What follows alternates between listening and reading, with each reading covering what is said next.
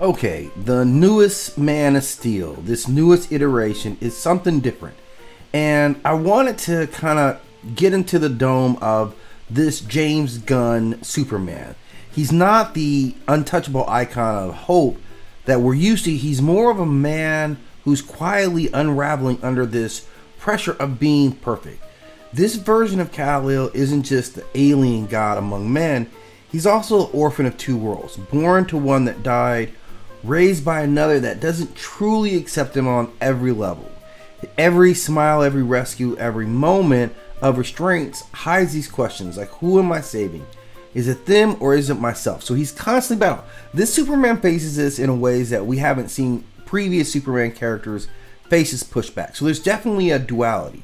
On one hand, he is Kal-El, this last son of Krypton, but he's also Clark Kent, this farm boy molded by Kansas and this Midwest morality. So in this film, his duality feels heavier than ever before. Like he's moving through Metropolis like a god, pretending to be humble, but this act is just, it doesn't really fit as well. So he's learning that being good isn't the same thing as being whole. So the Clark really, I think, in this role is the mask he wears to feel human.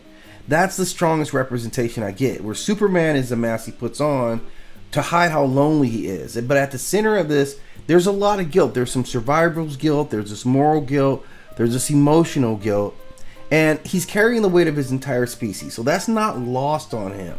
And his morality, we find out, isn't innate. How he behaves becomes a greater anomaly. Because through all, he's dealing with a different landscape. With social media, obviously they're going to work that in. But just how he's being attacked for his decisions. Rightfully so in a lot of cases. So there's a much, bigger level way of looking at things versus how he handles. It gets messy because you're not part of a government, things like that. So that's a Superman that we're dealing with that he hadn't felt before. And so now you see this, and you also see the way he's being attacked, or it is his very nature is attacked. Because they find out this information that this message he's been getting from his parents was incomplete in totality, because he only got the first part of it.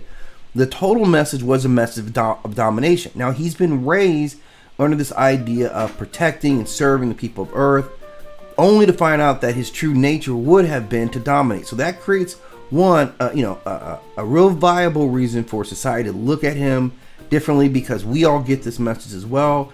And then he needs to start looking at himself internally, like what he actually is. Now we see that when he comes through this, because he goes through a lot, he gets into this pocket dimension, he's really stripped of power. But what he does is he starts to rely on the other parts of him, and I see him relying on the parts of him that are most human. He makes relationships, he builds friendships, things that in his nature as a Kryptonian, he may have not been allowed to do that because of their nature to dominate. So he changes his way that he can communicate. So he's a lot more flexible, and some days I think we see the human in him coming out.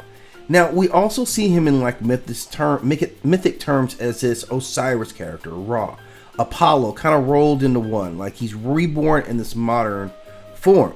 So whereas the gods of old accepted worship, he kind of rejects it. So this is a different world. You got a man versus a symbol, and we see him dealing with the complexities. Now he gets grounded in the same ways through his family. They keep him grounded. They're his moral base, the Kents. And then also his relationship with Lois, because of her ability to examine what he does. She keeps him kind of in check and forces him to look at his own actions. Then this relationship with Lex, which is even more complex in this, because I'm going to talk about Lex, but he reveals a lot of, just hatred and where this hate manifests from. So symbolically, this Superman is the embodiment of his own moral exhaust, the fatigue of this idealism that is trapped in this imperfect world. And how do you fix it? How do I, at the end of the day, if I just want to stop people from killing other people, which way can I act? Because this isn't politically correct. And so it challenges a lot to the system.